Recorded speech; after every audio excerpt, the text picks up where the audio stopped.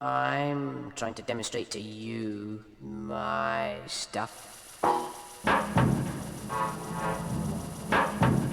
Greetings, Earthlings. I am in New Mexico currently, and I'm originally from Maryland. With travel anxiety, how did I get here? In my early 20s, I had completely convinced myself that traveling wasn't for me, or rather my anxiety had convinced me that it wasn't for me. I thought I had everything I needed in my home state, and I mean, kudos to you if that's your life journey, you know, like Maryland's fucking dope. We have mountains and forests and oceans, so you really do have everything you need there. But it was my anxiety that was holding me back, and I assume if you clicked on this video you have a similar thing holding you back. First of all, let me just say that I totally understand that fear, that anxiety of just like where I am, my home, my town, whatever. That's my comfort zone, and that's my security blanket. You might think that because I'm so used to traveling now that it's always been that way, but it really hasn't, and I still struggle with it. I've panicked in the most beautiful places. Just a disclaimer, I was diagnosed with obsessive compulsive disorder and also anxiety with panic disorder, and they're not curable, but they are manageable, and that journey for me of managing it is half of why I'm here and why I'm able to do these things. So I'm gonna make a separate video on my tips for how to deal with travel anxiety. This one is more of a story time of times that I have traveled and had anxiety or fought through anxiety, and I just wanted to share that with you so that you know where I'm coming from. I completely understand that skin crawling feeling of travel anxiety. It's weird and it makes you feel like, how can everyone else do it and I can't? But trust me, there are so many people with travel anxiety. You're not alone in this. And it's really just a fear of the unknown, you know, like you've never been there before. Of course that's scary. Or maybe you're scared that you're gonna have a panic attack and you're not gonna be in your home, in your safe place. And that's totally understandable. I've been there. I've had panic attacks, not in my home, not in my state, not in my safe place. What I've realized throughout all the beautiful places that I've panicked is the earth is my home. Like travel anxiety doesn't exist really, because what the fuck is travel? You're roaming the earth that we live on. It's all our home. Maybe I'm acclimated to the place I was born, but you're gonna get acclimated to other places. I'm telling you, if I can do it, you can do it. Your anxiety might be better or worse than mine, but hopefully you can find something relatable in this video. So in my early 20s, I had completely convinced myself, like I said, that traveling wasn't for me. And as I got maybe more into photography, or maybe it was my wife that was, she's a Sagittarius, so of course she's into traveling, but I started to push my boundaries a little bit more. And it started with like a day trip. Like I'll go a 40-minute drive somewhere and go hike there and then come home. And there's 40 minutes. But still, like, I remember at that time, 40 minutes was a long time in a car. Maybe it's like being trapped in your head with your thoughts, and just like the travel time in itself can be the anxiety. And that's what it was for me, I think, for a lot of it. But so I started out with like 40-minute trips, and then an hour trip, and then maybe a 2-hour trip. And I had traveled a lot as a kid, but something about maybe like my mental breakdown in my early 20s, or just like my anxiety got worse as an adult or whatever. But so my first trip was to Paw Paw Tunnel. I think that's West Virginia. On our way to Paw Paw Tunnel, we stopped for lunch somewhere, and when we got back in the car, my anxiety must have hit me because my lunch came back up, and I started panicking, and I was like, gosh, am I even gonna be able to do this? And I did it. I did this, what was it, like a 3-mile, 4-mile trail? I don't remember, but that's besides the point, is that I did it. I could have just turned around and like, I puked and had an anxiety attack, I can go home, because that's understandable. But I pushed through it and I did it, and I had a good day. And not only that, but I was proud of myself. I proved to myself that I can push through something. I guess a lot of my anxiety about the car also came from the fact that I had always gotten car sick as a kid. And I could still get car sick now, but I have coping mechanisms to deal with it. I'll probably make a video about that later. But yeah, so I was really scared of getting nauseous and getting car sick. So that was a lot to do with it as well. So I guess after the pawpaw tunnel thing, I proved to myself that I'm capable than more than what I think. And so I started pushing myself more. And I remember the next big trip was to New York City, and it was a 3.5, 4 hour drive to New York City, and I don't remember having anxiety. I think it was just a good, exciting day. I mean, sometimes when I get really excited, I just like forget about anxiety altogether, which is kind of the beauty of traveling. Is like sometimes when you get there, it's just like, it's so exciting and beautiful that it's just like, what was I even fucking worried about? So the next big trip after New York City, we wanted to go to Niagara Falls, and that was a spur of the moment decision for my wife's birthday, and I was really reluctant to go because it was like maybe like 6 hours, and I was so terrified, and it wasn't going to be a day trip this time. New York was a day trip, you know, like 3 hours there, 3 hours back, but this is a 6 hour drive, stay the night, the whole next day, and then 6 hour drive back. And I was so nervous, but it was my wife's birthday and I felt like I had to do it. And it's Niagara Falls. I mean, who doesn't want to see that? So I remember getting in the car, and we had probably driven like a minute and a half. I was laying in the back because I was so nauseous. Like I was sick to my stomach with anxiety. I was laying in the back of the car and the nausea hurt so bad. I just wanted to turn around. I wanted to just be like, Jess, please, I can't do this. Please, let's turn around. Let's cancel the hotel. I can't do this. But I fought through, and that's so beautiful. Like, I can't believe like the things that you're capable of. You just like, you have no idea. I'm tearing up.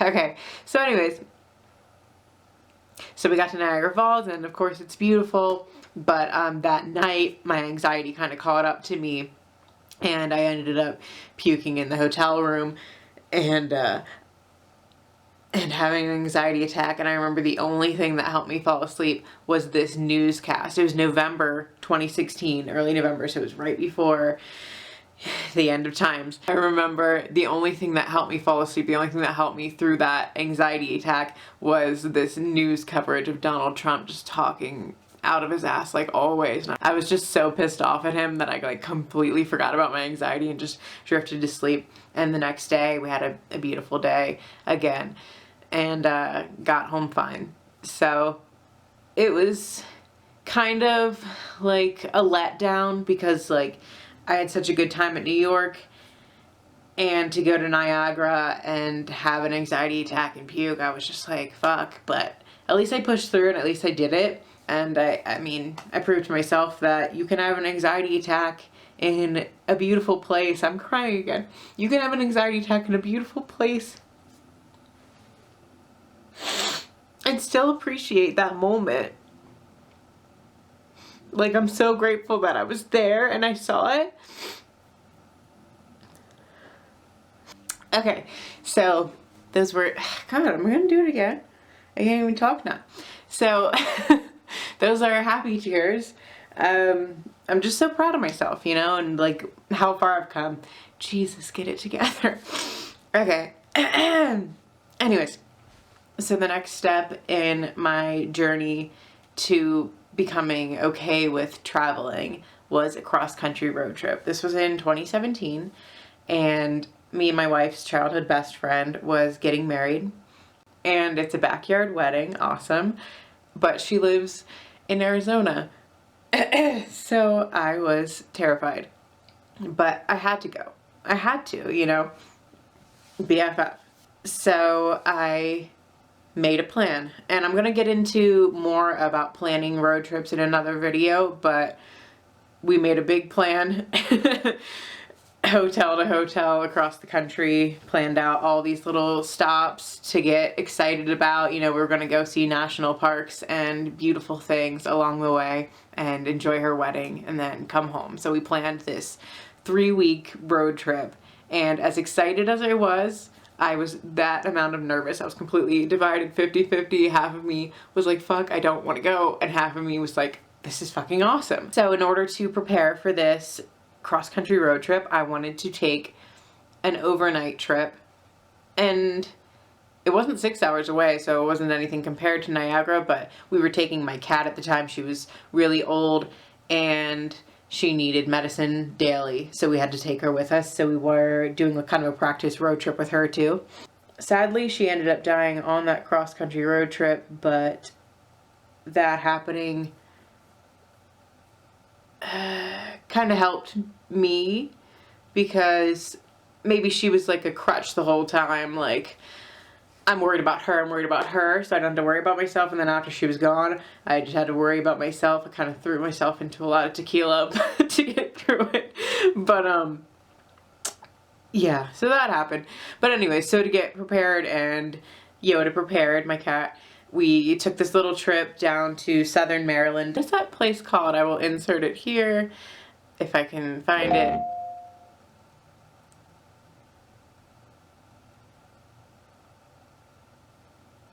I just got a YouTube subscriber from someone called I Want to Travel. That's exciting. So I just got a new YouTube subscriber who says she has Hashimoto's, or he or she, I think it was a she, Hashimoto's. So that makes me even more inspired to do this video, because not only do I have mental illness, is that how I want to say it? Not only am I crazy, I'm diagnosed with irritable bowel syndrome, which, you know, but my anxiety comes with a lot of vomiting, as you're hearing in these stories. And the closest thing that I've found is a community of people who have cyclic vomiting syndrome. I've never talked to a doctor about it, but it sounds similar to what I experience. But yeah, so that makes me even more inspired to do this video. Okay, so where was I? I was talking about that preparation trip for the cross-country road trip. So we went to this place, and I ended up having a pretty severe panic attack. I was full body convulsing, shaking. My mind was racing, couldn't breathe, and of course puked into an ice bucket with the lining in it. I'm not gross. Well, it's kind of gross. But my wife said that she was shocked at how I handled this anxiety attack. I refuse, and I'm no shade to anybody who takes anxiety medications or antidepressants or whatever, but I refuse that stuff, because I feel like if I don't work through things myself, then how is it going to get better? But my life is pretty stress-free, so I understand someone with, you know, a 9-to-5 or a more stressful life needing those things, of course. But anyways, so my wife, she doesn't have anxiety, like, well, everybody has anxiety, but she doesn't have an anxiety disorder. So she watched me have this panic attack, and I was shaking, and out loud I was remembering the things that I had learned from my therapist, and I kept saying, "You're okay." This is what I made up, this mantra: the earth is your home. Like, it's okay to be away from home and your comfort zones, because the earth is my home. And I know that sounds like cheesy or whatever, but it helped me, and maybe it'll help somebody else. Just the idea that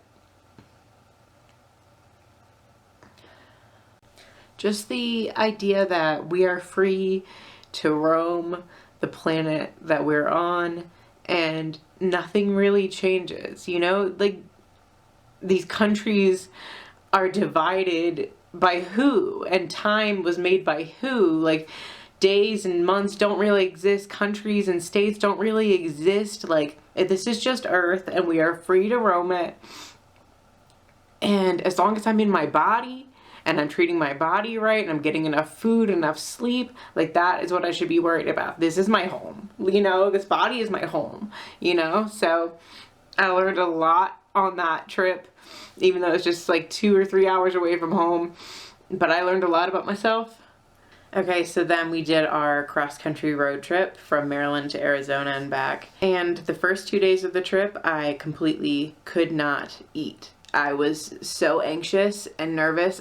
Nothing, maybe like a bite of banana or something went in me for the first 2 days. And then I remember we were at a hotel in, I don't know, Iowa, Indiana, one of those states. And we had brought my favorite meal from Maryland. Well, one of my favorite meals. Is it my favorite? Maybe my favorite meal from Maryland, which is from this restaurant called Quick Way that has sushi and hibachi. And we had brought 2 hibachi meals because I thought I was going to be eating them the first 2 days, and I didn't. And then finally I got an appetite on the 3rd day, and I ate some and I ate some noodles. Thank God for cookway. So yeah, it started out rough, but after I got some food in me, the days started getting better. My anxiety started getting better. I was using all of the tips that I had learned over the past year prepping for this trip, and I'll share those tips in a different video. This video is just going to be too long already with all these stories. But yeah, so I was using all these tips, and I was getting through it with my podcasts and my music. Those are tips. I'm just giving it away now. Yeah, so yeah, my cat died, which was really hard, but I got through it, and everything happens for a reason, or at least at the time, that's definitely what I believed. But yeah, she was old, and she turned 16 on the trip. That was her sweet 16, right? Or did she turn 15 on the trip? Oh my God, I don't remember. Yeah, so that sucked, but I got through it, and I made it through the 3-week road trip, and that sparked something inside of me, that cross-country road trip, and seeing all of these beautiful things. I mean, we went to Arches National Park and Canyonlands and Rocky Mountains, Grand Canyon. It was just so phenomenal, and it sparked what they call the travel bug. And so now I have a thing inside of me that I need to see everything before I die, and I won't be satisfied until I see it all. So I was, you know, totally travel minded after that 3-week cross-country trip. My wife is a surgical technologist, and we are fortunate enough for her to take a traveling position in that. So that is what we have been doing ever since like a year after that trip. We just nonstop travel mode, seeing everything we can. But that does not mean that my anxieties about traveling have gone away. I mean, I remember how hard it was for me to get to California, which was our first trip. I cried when we crossed the border of California, not just because, I mean, I'm finally in California for the first time, but because I was just so proud of myself for getting there. A 3-month assignment, so that was a huge test for, can we do this? Can I do this? Both of us, can we do this? So we were going home for Christmas 2018, and we were driving down Highway 1 in California and seeing all the sights. We saw Santa Cruz and seals, sea lions. Where were they? I don't know. They were adorable and fat. But go watch that vlog. So we were gonna stay the night in Big Sur, and we were gonna camp out, which was really stupid. Do not do that in December. It is cold down there. I did not know that Southern California could be so cold, but in December, right next to the ocean, it is. That was the coldest camping night I've ever, well, no, I had one in high school that was really bad. I couldn't even sleep, but I didn't even have a sleeping bag, so that was dumb. Anyways, so that was one of the coldest camping nights ever. But anyways, back to the story. So I remember having a panic attack in the tent in Big Sur when we were camping that night, and I was shaking, and it's not just because of how cold it was, but I talked myself out of it. And it's hard for me going camping sometimes because I'm away from technology. I know that's like the whole point of it, but sometimes when I'm in anxiety attack, my biggest stress relief is TV, especially reality TV, just like diving into somebody else's life and like forgetting about mine for a little bit. But so that night in the tent, I had my iPad and I brought it in the tent with me, and I listened to a podcast, and that helped me fall asleep. And also, you know, what I've trained myself, you know, I remembered my training and I listened to that podcast, and eventually I fell back asleep. Actually, I fell back asleep as I saw the sun rising. I have like this weird thing with my anxiety where like if it's in the middle of the night, I like can't wait for the sun to rise. I feel suffocated by the darkness for some reason. Like, I don't know, the fact that I just like feel like I can't like be free outside, which is stupid because you can go anywhere you want at any time of day, I guess. I don't know. Is there laws against that? But I don't know. So when the sun rose, I finally got some sleep. I was kind of crabby the whole day because I didn't get much sleep. But that time in Big Sur was just a good experience for me to remember my training whether it was things that I've learned to say to myself, mantras, or a way of distracting myself, which was the podcast. So that was a good test for me, because camping can kind of be iffy for me just to be away from technology, which is shitty to say, but I'm gonna get there, you know, baby steps. Okay, so the last story I have about my travel anxiety is the most recent. If you saw my video at Mardi Gras, then you might have thought it was all a good time for me, but I actually had an anxiety attack when I was there in New Orleans. I'm not trying to be fake by not putting it in the video or whatever. I just like don't film those things usually. Not that I wouldn't want to, you know, I wouldn't mind filming an anxiety attack or me sick or a fight between me and Jess or whatever, you know, those are memories. I like to film everything. It actually gives me more anxiety. Social media gives me more anxiety when I'm in that state of mind, because I'm just like, I don't want attention, I don't deserve attention, so I like kind of like get away from it, and that like it would just give me more anxiety to do something like that. When we first got to our hotel in New Orleans for Mardi Gras, it was so packed, and I think like I'm an empath, and everyone's auras, even though they're positive auras, especially around there, it was just a lot for me. And I got there and I felt sick and I felt anxious, and I like didn't know if I was going to be able to eat anything. And if you know New Orleans and if you know me, like that was literally half the reason of going. Like you don't go to New Orleans and you just like eat ramen noodles in your fucking hotel the whole time. Like that's not what you go to New Orleans for. So I was so upset, and I ended up taking a Zofran, which is my abort med that I take. It's an anti-nausea. I said that I don't take anti-anxiety medications, but I do take an anti-nausea medication, because that is the worst part of my anxiety, because if I keep puking, eventually I have to go to the hospital for fluids. So I ended up having to take Zofran 2 nights in a row, which left me extremely constipated in the hotel room on the 2nd or 3rd day, and it was just like, who wants to be constipated on vacation? But for me, at this moment in my life, I feel like I'm gonna spend a lot of vacations constipated, because I kind of lean on that medication, and until they fix that side effect, that's just gonna be my life, you know? Maybe I can eat prunes. I don't know, I don't like prunes.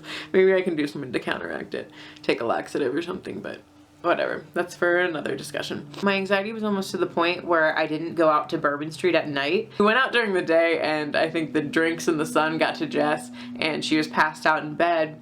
I think I might have taken a nap too, but yeah, I think I took a small nap, and then I woke up and she was still passed out. She could have been passed out the whole rest of the night, and I had a choice to make of whether I stay in the hotel room and eat something and then go back to bed, or go out and experience the nightlife of Bourbon Street the night of Mardi Gras. Like, what? I can't believe that was even a thought in my head of skipping out, but my anxiety almost kept me from it. I was just like, I don't know. I was just like a little nervous about the crowds and the people, but I ended up loving it. I ended up loving being in that crowd. Oh my God. It was just so, it felt like I was surrounded by love, floating on a cloud of Mardi Gras love. I'm so glad I went.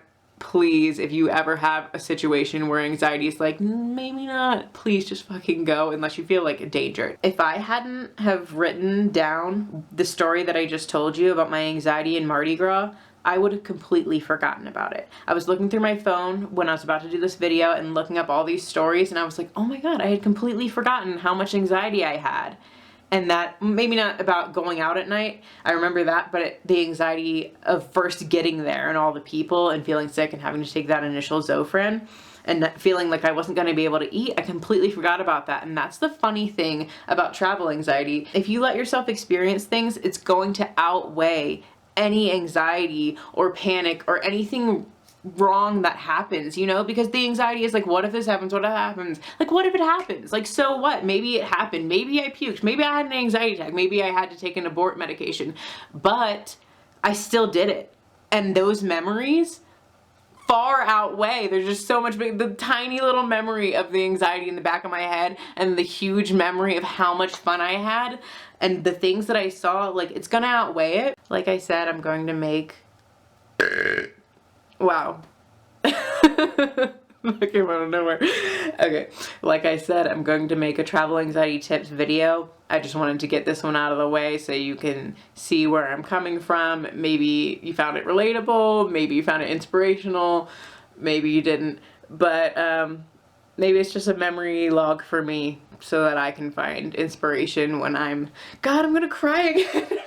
So that I can find inspiration in the future, because anxiety doesn't end, but it gets a little bit better. The more you learn about it, it's not so scary. And we can get through it. All right, that's the end. Bye.